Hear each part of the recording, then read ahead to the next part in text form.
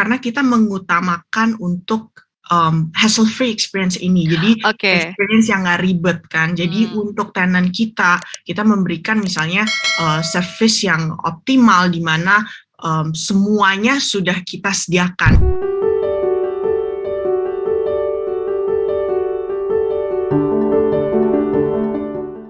Discussion kembali hadir bersama saya Yeni Yusra dan kali ini kita akan berbincang-bincang dengan COO Rukita, Saraswati. Hai Sarah, apa kabar? Halo Mbak Yeni. Oke Sarah, sebelum kita dive in ke conversation, mungkin bisa dijelaskan Rukita itu sebenarnya platform apa sih? Oke, jadi di sini kita adalah property management, di mana kita memberikan solusi yang tidak ribet bagi semua masyarakat di Indonesia, baik itu penghuni maupun pemilik properti. Begitu. Selama pandemi kemarin mungkin bisa dibilang salah satu challenge dari bisnis co-living di Indonesia ya. Mungkin Sarah bisa share seperti apa sih tantangan saat awal pandemi dan apakah sudah mengalami transisi saat ini nih, meskipun masih pandemi juga ya? Betul. Sebetulnya dalam pandemi ini sangat baik untuk Rukita. Kenapa? Karena dengan adanya pandemik ini, total okupansi Rukita justru menunjukkan pertumbuhan yang cukup signifikan. Jadi kita juga bisa terus berkembang dalam masa walaupun kita dilanda oleh pandemik ini. Yang bagi kami ini menunjukkan bahwa ternyata Rukita ini masih diperlukan oleh masyarakat. Jadi kita bukan hanya bisnis yang nice to have saja mungkin, tetapi kita betul-betul diperlukan oleh penghuni untuk tempat yang nyaman, aman, dan enak, yang fun juga. Dan untuk pemilik properti, kita juga menjadi solusi untuk memberikan mereka penghasilan yang baik dan yang konsisten. Oke. Tapi looking back, apa sih kira-kira yang menjadi perubahan terbesar dalam platform Rukita? Mungkin kalau awalnya ada fokus yang ingin diperhatikan, kalau saat ini ada perubahan nggak? Atau dari awal sebelum pandemi sampai sekarang fokusnya masih sama nih untuk Rukita?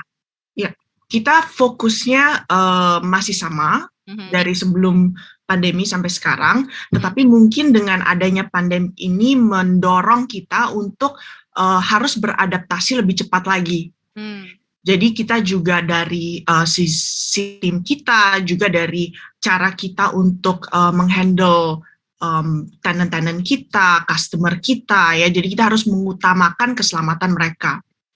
Jadi dengan adanya misalnya protokol-protokol kesehatan sampai dengan adanya pandemi, misalnya kita mengadakan disinfektasi di semua lokasi kita. Kemudian orang yang misalnya mau check-in, kita yang reimbursement kan untuk mereka punya swab test. Jadi kita harus pastikan bahwa kalau mereka check-in ke dalam Rukita, mereka negatif gitu. Jadi tidak membahayakan tenant-tenant yang lainnya. Oke. Kalau dari Rukita sendiri kan istilah co-living ini sama dengan kosan yang Indonesia banget gitu ya Sarah ya? Betul. Dari sisi kosan ini lebih banyak rumah kosan pada umumnya atau apartemen juga udah mulai dalam kategori co-living yang masuk dalam Rukita mungkin? Ya, kita campur ya. Jadi kita ada misalnya rumah mungkin 15 kamar, kita juga ada gedung yang mungkin short story building yang 4 lantai gitu, ada sampai 123 kamar misalnya. Jadi kita bervariasi sekali. Ya. Kalau dari lokasi sendiri, apakah memang masih fokusnya di Jabodetabek atau di luar Jabodetabek, mungkin kayak Bali nih, atau Jogja atau Bandung udah mulai banyak juga, Sar? Iya, kalau kita kos-kosan sebetulnya di seluruh Indonesia ya. Dan Rukita ini sebelumnya kita memang fokus hanya di Jabodetabek saja, di mana kita ingin memenangkan market di sini dan menjadi top of the mind ya untuk masyarakat di Jabodetabek ini. Dan sekarang di tahun ini kita akan ekspansi mulai ke seluruh kota-kota di Indonesia. Oh, jadi nambah lagi nih tahun ini ya? Betul. Oke. Dari sisi teknologi perlu nggak sih platform seperti Rukita untuk advance nih? Atau justru ternyata nggak terlalu penting karena tidak semua tenan tech savvy gitu, atau ternyata itu menjadi fokusnya Rukita nih, teknologi yang cukup advance dan updated? Ya, of course. Jadi karena kita mengutamakan untuk hassle-free experience ini, jadi experience yang nggak ribet kan. Jadi untuk tenant kita memberikan misalnya service yang optimal di mana semuanya sudah kita sediakan. Jadi dari misalnya laundry, cleaning service, kemudian mereka air minum, repair maintenance. Jadi ibaratnya kalau Mbak Yeni check in di Rukita misalnya, oh AC-nya kok kayaknya kurang dingin ya, itu tinggal dari apps request untuk service tersebut, nanti tim kita akan datang untuk membetulkan atau menservis AC tersebut. Oh, oke. Dan dari apps juga sekarang kita sudah buka ke publik, jadi juga mau mencari lokasi Rukita misalnya bisa melalui apps kita juga. Dan di sana kita juga ada benefit-benefit lainnya, misalnya promo atau benefit dari partner Rukita, aktivitas dan sebagainya. Kalau dari sisi listing bisa dibilang cukup banyak nggak sih Rukita, atau belum terlalu banyak tapi mungkin ada keunggulan lain yang hanya dimiliki oleh Rukita? Karena kalau kita lihat kan saat ini pemainnya cukup banyak nih. Apa sih sebenarnya keunggulan dari Rukita? Apakah teknologinya atau mungkin kedekatan dengan tenannya atau dari listingnya atau konsepnya mungkin? Yes, kita untuk listing kita mulai memfokuskan juga untuk top of funnel kita. Jadi kita misalnya ada akan melaunching untuk listing company kita very soon. Dan untuk Rukita sendiri juga kita ada our other brand yang kita sudah ekspansi, yaitu Ru Options, di mana ini lebih simple. Jadi kita membantu untuk memasarkan properti-properti tersebut dan menaikkan okupansi daripada properti tersebut. Oh, dari sisi demografi ini Rukita memang nargetinnya generasi muda ya? Betul. Untuk usernya? Betul, muda ya, young professional misalnya, atau orang yang baru berkeluarga, juga kita adalah market kita. Oke. Tahun 2022 nih Sarah, target Rukita apa sih? Jadi kita akan ekspansi ke kota-kota lain. Kita akan coba untuk grow lebih cepat lagi, doubling down di kita punya ekspansi. Oke. Kalau Sarah ngelihatnya ke depannya bisnis co-living dan kos-kosan pada umumnya tuh seperti apa sih? Apakah mengalami pergeseran atau karena konsepnya udah bisa diterima dari dulu sampai sekarang kayaknya nggak ada perubahan, tapi mungkin dari sisi teknologinya di-enhance gitu?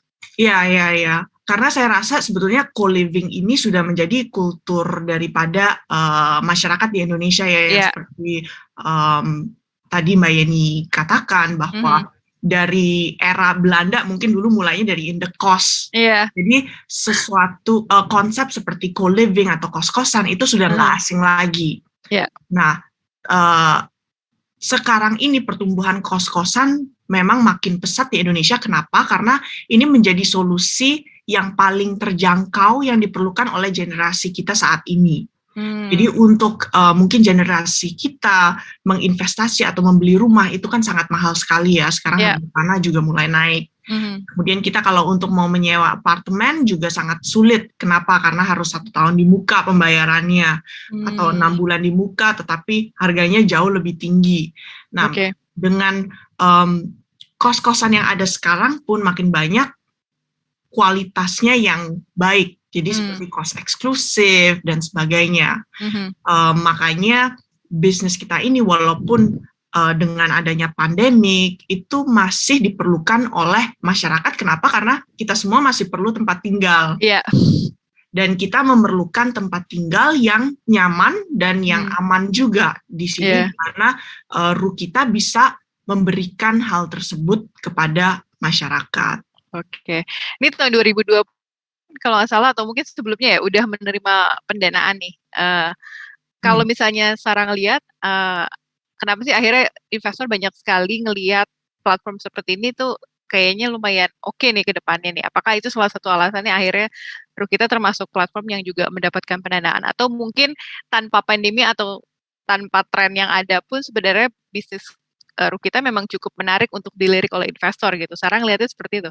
Ya, karena di sini potensinya sangat besar sekali, Mbak Yeni, dan kita sangat beruntung sekali mempunyai investor yang sangat suportif terhadap kita. Oke. Jadi sudah mensupport kita dari awal sampai hari ini pun mereka terus mensupport kita.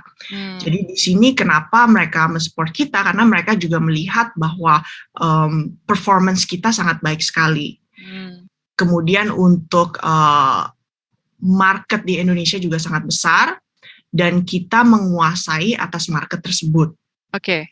Dan apa yang kita sudah targetkan itu kita bisa melebihi target tersebut. Ya. Oke deh Sarah. Terima kasih atas waktunya ya Sarah. Ditunggu inovasi terbarunya ya yang akan segera dilancarkan tahun ini ya. Termasuk ekspansi ya. Siap. Belum ada bocoran mungkin kota mana yang mau disasar? Soon nanti Mbak Yeni pasti. Masih rahasia ya. Oke, thank you Sarah. Selamat bekerja kembali ya. Thank you. Oke, bye-bye. Have a nice day. Stay safe.